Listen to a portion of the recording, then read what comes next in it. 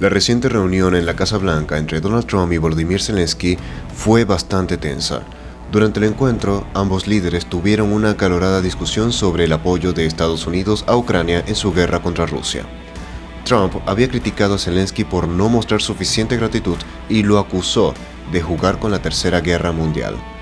El vicepresidente J.D. Vance también intervino, calificando a Zelensky de irrespetuoso. La reunión terminó abruptamente con Zelensky siendo expulsado de la Casa Blanca. Los líderes europeos han expresado su apoyo a Zelensky tras el incidente, mientras que algunos aliados de Rusia han aplaudido la postura de Trump. La situación ha generado una ola de reacciones en todo el mundo, evidenciando un cambio en la política global que afecta tanto a Estados Unidos como a Ucrania. JD, you are speaking about. What do you mean? I'm talking about the kind of diplomacy that's going to end the destruction of your country. Yes, but if you Mr. President, with respect, I think it's disrespectful for you to come into the Oval Office and try to litigate this in front of the American media. Right now, you guys are going around and forcing conscripts to the front lines because you have manpower problems. You should be thanking the President for trying to bring an end to this conflict. Have you ever been to Ukraine that you say what problems we have?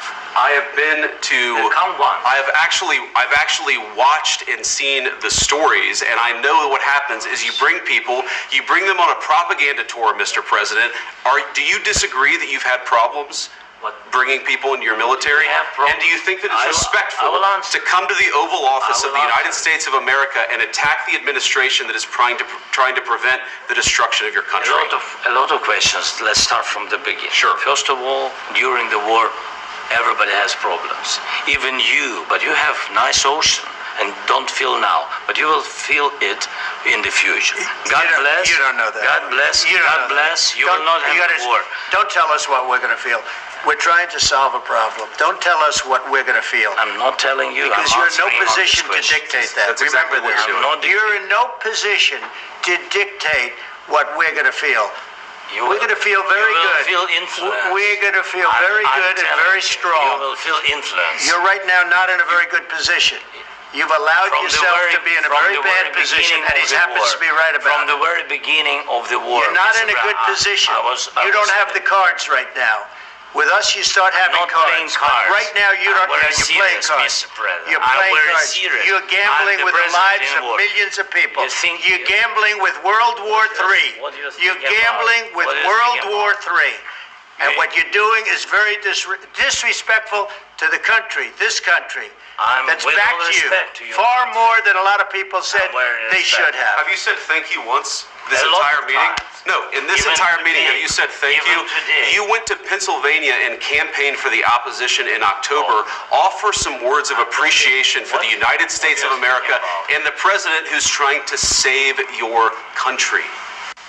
Please, you think that if you will speak very loudly about the war, He's not speaking loudly. He's not speaking loudly. Your country's in big trouble. Can I answer? Wait a minute. No. You've done a lot of talking. Your country is in big trouble. I know. You're not winning. You're not winning this. You have a damn good chance of coming out okay because of us. Mr. President, we are staying in our country, staying strong from the very beginning of the war. We've been alone, and we are thankful. I said thanks you haven't in been this alone. cabinet. You haven't been alone. In this cabinet. We gave you, through this stupid president, $350 billion. We gave you military equipment, and your men are brave, but they had to use our military. What about if you didn't have our military equipment, if you didn't have our military equipment, this war would have been over in 2 weeks. In 3 days, I heard it from Putin. In 3 days. This is something maybe new. Less. In 2 weeks. Of course, yes. It's going to be a very hard thing to do business like this. Again, I tell you. Just say thank you. I said a lot of times. Accept that there are disagreements, and let's go litigate those disagreements rather than trying to fight it out in the American media when you're wrong. We know that you're wrong. But you see, I think it's good for the American people to see what's going on. I understand, sir. I think it's very important. That's why I kept this going so long. You have to be thankful. You don't have the cards. You're buried there. Your people are dying.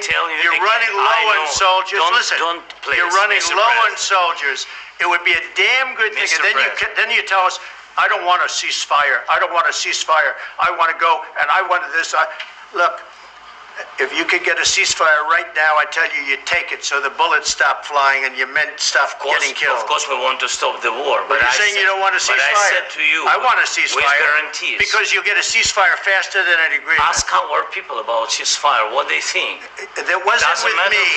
That wasn't with me. That was with a guy named Biden, who was not a smart person. That was with Obama. It was your president. Excuse me. That was with Obama, who gave you sheets, and I gave you javelins. Yes. I gave you the javelins to take out all those tanks. Obama gave you sheets. In fact, the statement is Obama gave sheets and Trump gave javelins. You got to be more thankful, because let me tell you, you don't have the cards. With us, you have the cards. But without us, you don't have any cards. One more question from Mr. Vice President. I'm sorry, here. It's going to be a tough deal to make. Because the attitudes have to change.